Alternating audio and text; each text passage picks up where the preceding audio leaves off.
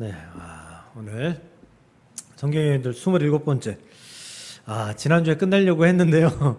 네, 제가 그 앞부터 보니까 요괴뱃도 안 받고, 그리고 또 중요한 사람 한 사람을 또 안 받더라고요. 예수님의 어머니 마리아. 그래서 다음 주 마리아까지 해서 그렇게 해서 시리즈를 마치도록 하겠습니다. 요괴뱃은 모세의 어머니입니다. 모세의 어머니라는 뜻은 아론과 미리암의 어머니이다라는 그런 의미도 됩니다. 또한 요괴벳은 야곱의 12아들 중에 셋째 레위의 딸입니다. 그러니까 레위 지파가 되는 거죠. 그래서 이 모세와 아론과 미리암이 레위 지파였고, 아론이 나중에 이스라엘의 첫 번째 대제사장이 되잖아요.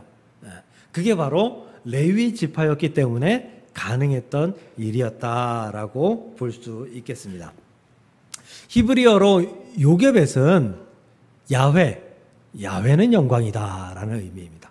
야훼는 영광이다. 하나님은 영광이다. 하나님 영광, 이런 의미를 가지고 있습니다. 그러니 그의 이름에서부터 그의 삶까지 그가 하나님의 영광을 위해 산 여인이었다라고 보아도 될 것 같습니다. 근데 요괴벳이 모세를 낳았을 때에 이스라엘이 애굽에 종살이를 하고 있을 때죠. 노예 생활하고 있을 때입니다. 당시에 그 애굽의 왕이었던 바로, 애굽의 왕을 통칭하는 이름이 바로입니다. 바로가 이 이스라엘 백성 히브리인들이 자꾸만 많아져요. 오히려 애굽인들보다 더 많아집니다. 그러면 이 히브리인들이 반란을 일으켰을 경우에 진압하기가 너무 힘들잖아요. 그래서 산하 정책을 합니다. 그런데 아이를 못 낳게 하는 정책이 아니라 아이를 낳았는데 그 아이가 사내 아이면, 남자아이면 죽이게 하는 그런 정책을 펴니다. 그래서 이 앞장에 보면, 출애굽기 1장에 보면 그 히브리 산파들이 이 바로한테 불려가잖아요. 그래서 야, 너희들 내가 히브리 여인이 남자아이 낳으면 다 죽이라고 했는데 왜 안 죽여? 라고 했더니 히브리 산파들이 뭐라고 하죠? 히브리 여인들이 너무 건강해서 아기가 나올 것 같은 산고를 느꼈을 때 우리가 듣고 가면 이미 아기를 다 낳고 아기를 숨겨서 그 아이가 어디 있는지 찾을 수 없어, 죽일 수 없습니다. 이런 식의 변명을 하게 되는 일들이 있어요. 그러자 바로가 명령을 바꿉니다. 히브리 아이가, 사내 아이가 태어나면 그 아이를 나일강에 던지라. 그러니까 지금 나왔던, 열흘 전에 나왔던, 1년 전에 나왔던 그 명령 이후에 나온 그 아이들은 발견이 되면 모두 다 나일강에 던져야 되는 그런 비참한 시대에 요괴벳은 아들을 낳게 되었다라는 것입니다. 우리의 시선은 오늘 말씀 보면 이게 다 모세를 향한 시선이잖아요. 이 말씀이 다 모세 중심의 말씀이에요. 그래서 요괴벳은 과연 어떠한 행동을 했고 어떠한 모습을 보였고 어떠한 믿음이 있었는지를 찾아보기가 굉장히 힘들어요. 그런데 그 가운데에서 짧은 말씀을 통해서 우리에게 이 요괴벳이 어떠한 지혜를 보였고 어떠한 믿음을 보였는지 오늘 살피면서 은혜 받을 수 있기를 주님의 이름으로 간절히 축복합니다. 혹시 복권 사보셨어요? 복권이요, 복권. 이게 사봤는데 안 산 척. 복권을 사는 게 마치 범죄하는 것처럼 여기는 분들이 있어서 그런 것 같은데요. 제 소견으로는 복권을 사는 건 범죄하는 건 아닙니다. 그 별 문제가 되지 않습니다. 그리스도인이 복권을 산다. 유행을 바란다. 그만. 개의치 마십시오. 그렇다고 복권을 사라는 의미는 아닙니다. 사도 문제가 되지는 않습니다. 다만 월급을 100만 원 탔는데 복권 사는데 100만 원 났으면 그건 문제죠. 그런 거는 문제가 되는데 요새 복권이 1,000원, 2,000원 이렇게 하잖아요. 그렇게 몇천 원 정도 사는 거 이런 거는 별 문제가 되지 않습니다. 제가 20대 초반에 복권을 손에 쥐었습니다. 그때 복권 제가 기억하면 좀 알록달록했던 것 같고요. 그리고 좀 우리가 생각하는 복권보다 좀 컸던 걸로 기억을 해요. 그게 제가 돈 주고 산 건 아니었고요. 제가 알바하는 그 알바 사장님이 복권을 10장을 주셨어요. 그냥 저한테. 그냥 재미로 주셨던 것 같아요. 처음에는 안 받겠다고, 복권 그런 건 안 한다고, 안 받겠다고 했는데 굳이 주셔서 그냥 별 생각 없이 고맙습니다 하고 받았습니다. 근데 하루 이틀 지나니까요. 그 복권이 좀 특이했어요. 2주에 한 번인가 추첨하는 거였어요. 매주 추첨이 아니라 2주에 한 번인가 한 달에 한 번인가. 근데 하루 이틀 지나니까 마음에 욕심이 들어오더라고요. 복권이 당첨됐으면 좋겠다. 뭐 내가 뭐 범죄에서 얻은 것도 아니고 기왕 얻었는데 당첨되면 얼마나 좋을까. 시간이 더 지나니까요. 어느 정도 당첨이 된 것 같은 생각이 들어오더라고요. 내가 이게 당첨이 되면 이 돈을 가지고 뭘 할까? 이런 생각이 들어요. 그러다가 이 생각이 마치 그 복권에 굉장히 많은 확률로 당첨이 된 것 같은 그런 아주 뿌듯한 마음이 제 마음속에 있는 것을 발견하게 되더라고요. 아, 이래서 복권을 사는구나. 그때 좀 느껴봤습니다. 복권이 추첨되었습니다. 어떻게 되었을까요? 당첨됐을까요? 믿음이 없으셔. 네. 복권이 제가 1등 당첨됐으면, 제가 그 여름에 입는 양복이 요거 하나거든요. 일부러 뭐 저는 양복을 여러 개 입지 않습니다. 여름에 입는 양복은 요거 하나예요. 그냥 하나밖에 안 입겠습니까? 매주 돌아가면서 좋은 옷으로 입었겠죠. 제 기억으로 그 뭐 기본 당첨금 하나 두 개 당첨됐던 것 같아요. 근데 그걸 또 가져가서 또 바꾸자니 또 민망하고, 그리고 또 들리는 얘기에 그거 바꾸러 가면 또 다시 복권 준다 뭐 이런 얘기가 있어서 안 바꾸고 그냥 버렸던 그런 기억이 있습니다. 우리가 살아가는데 우리에게 살아갈 힘을 주는 몇 가지가 있어요. 물론 가장 큰 힘을 주는 것은 우리 하나님의 은혜, 또 예수 그리스도의 사랑이겠죠. 그런데 우리가 살아갈 수 있도록, 누구나 살아갈 수 있도록 우리의 삶을 채찍질해주고 도와주는 게 있는데 그게 뭐냐면 기대예요. 기대. 좀 그걸 좀 이제 기독교적으로 더 표현하면 소망인 거죠. 소망. 우리는 기대감이 없이 이 땅을 살아간다? 소망이 없이 이 땅을 살아간다? 매우 힘들 것 같아요. 난 조금 더 잘 될 거야. 난 훌륭한 사람이 될 거야. 나는 돈을 좀 더 많이 벌 거야. 우리 가족은 더 행복할 거야. 우리 아들은 우리 딸은 훌륭한 사람이 될 거야. 이런 기대와 이런 소망을 가지고 살아갑니다. 그런데 그 기대가 이루어지는 확률이 얼마나 됩니까? 절반은 됩니까? 좀 희박한 것 같아요. 매우 적은 것 같아요. 그런데 그 적은 확률을 가지고 우리는 기대하고 또 기대합니다.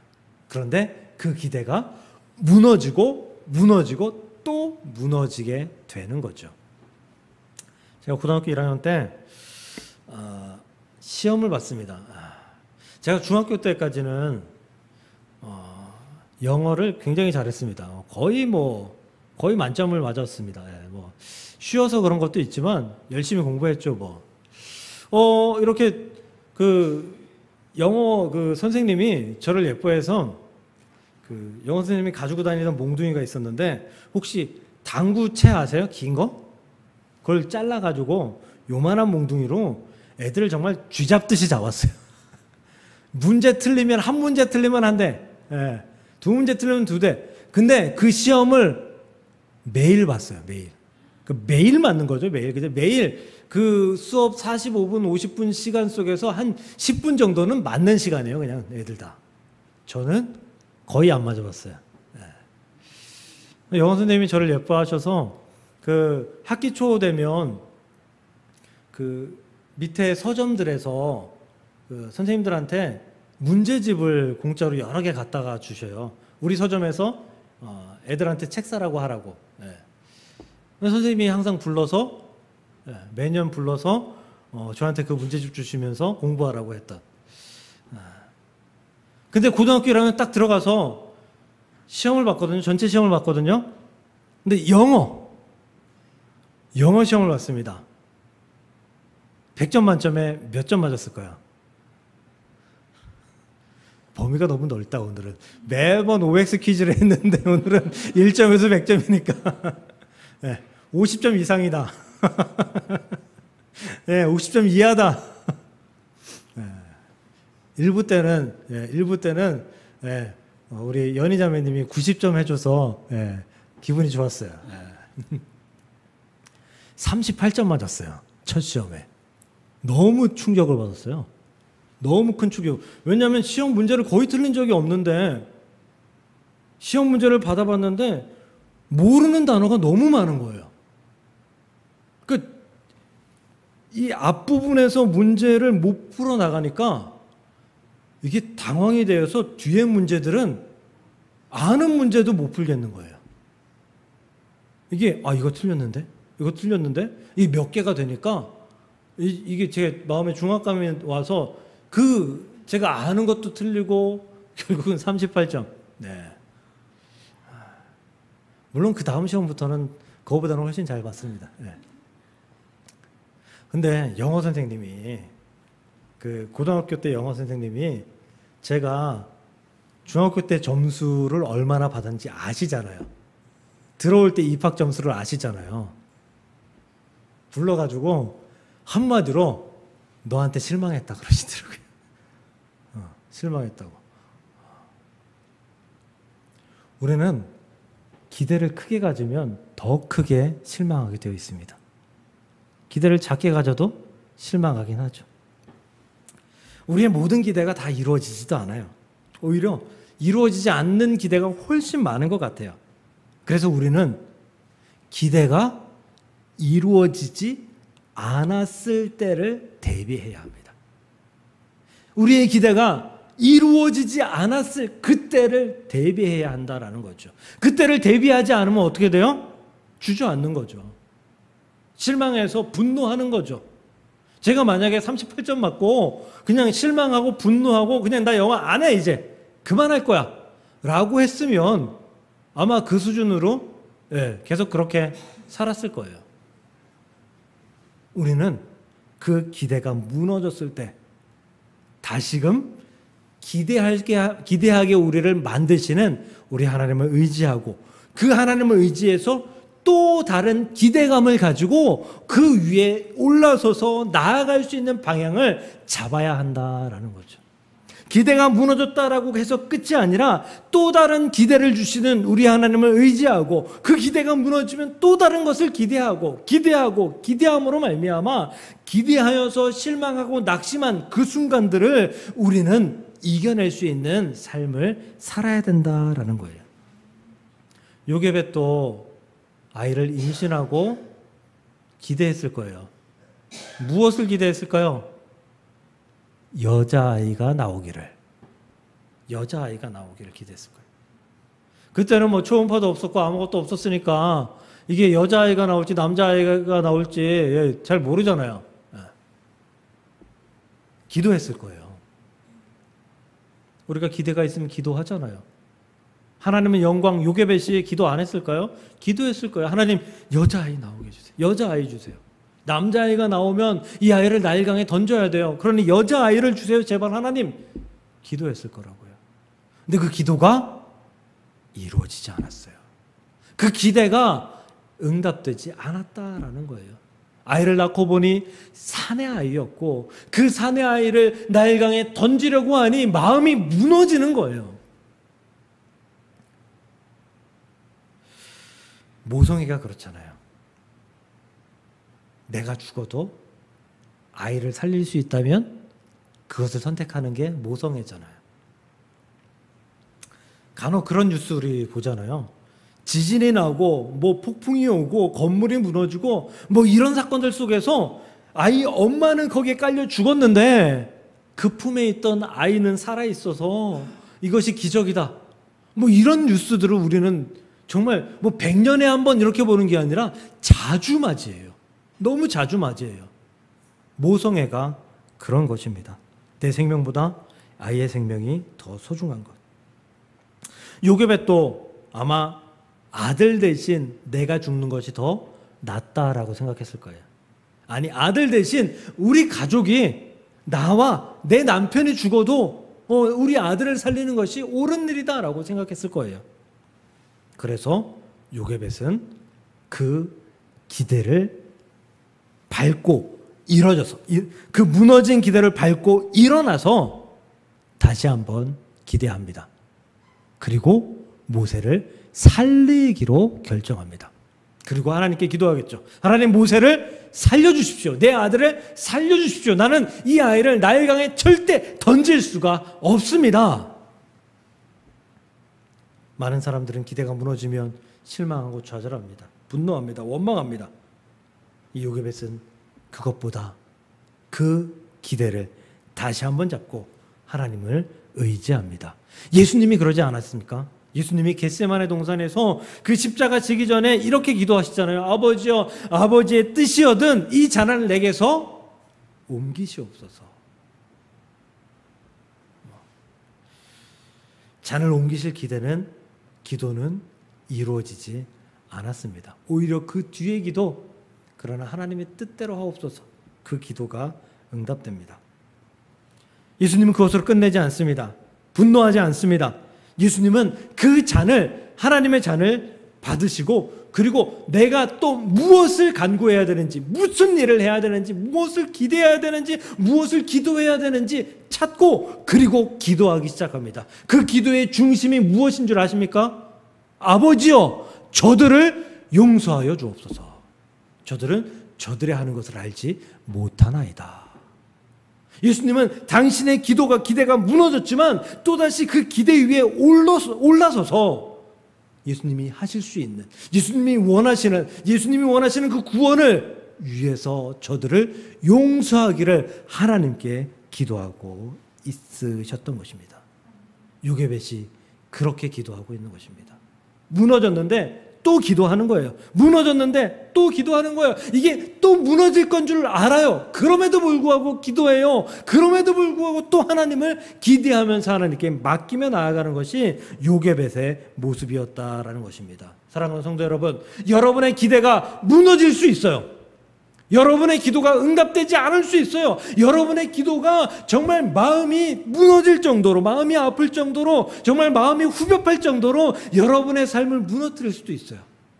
그러나 그것을 딛고 일어나는 자가, 딛고 다시 하나님께 기도하고 기대하는 자가 하나님의 응답을 얻는다라는 사실을 기억하시고, 요괴벳처럼 다시금 기도하고 다시금 기대할 수 있는 저와 여러분들 될 수 있기를 주님의 이름으로 간절히 축복합니다.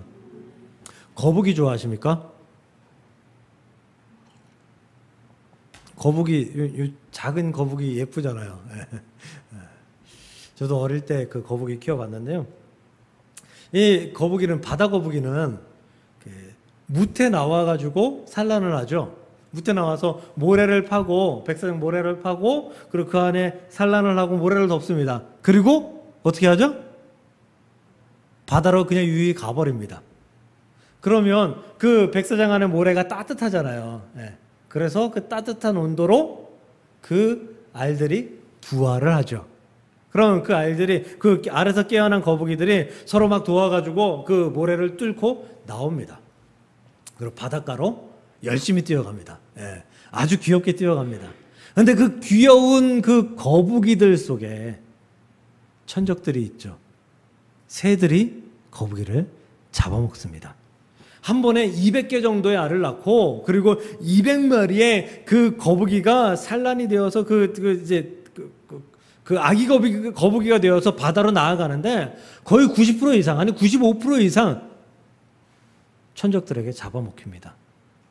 그리고 나머지 아주 소수만 바다 안으로 들어가서 성체가 되죠. 거북이는 보호자가 없어도 살아남을 수 있어요. 물론 확률은 희박하지만. 근데 인간 아기는 어떤가요? 인간 아기는, 이 아기 인간은 아무런 힘이 없어요. 태어나면 엄마 젖을 빨 힘, 그거밖에 없어요. 몇 개월이 지나야지 뒤집나요? 그 뒤집는데도 한참 걸리죠. 걷는 거는 1년이 걸립니다. 아기를 백사장에 갖다 놓으면 100% 죽습니다. 100% 죽어요. 천적이 없어도 굶어 죽어요. 나일강에 던진다는 것은 죽음이다라는 의미예요. 죽음의 의미예요. 죽음. 근데 여러분, 나일강이 어떤 강입니까? 세계에서 가장 긴 강이잖아요. 나일강은 생명의 강이에요. 젖줄기예요. 나일강은 이집트가 있게 한 강이에요. 나일강이 없었으면 이집트가 이렇게 문명적으로 발전하지 못했어요. 이 고대 이집트의 그 문명이 엄청나게 진화된 문명이잖아요. 그게 절대 불가능했었을 거라고요. 무슨 얘기예요? 생명의 강이었는데 지금 바로가 그 생명의 강을 죽음의 강으로 만들고 있었다라는 거죠. 생명의 강을 죽음의 강으로. 이 나일강에 자주 아기의 울음소리가 들렸을 거예요. 죽어가는 울음소리가 들렸을 거예요. 히브리인들이 그 아기를, 한 아이를 그 바다로, 그 나일강으로 던지는 경우들이 많았을 거예요. 자신들이 살기 위해서. 그런데 그 죽음의 강에서 요게벳은 다시금 생명을 발견하게 합니다. 생명을 찾습니다. 아이를 죽일 수 없었던 요게벳은 바로의 명령대로 석 달 후에 모세를 바다로 던집니다. 강으로 던집니다. 나일강으로 던집니다. 그런데 어떻게 던지죠?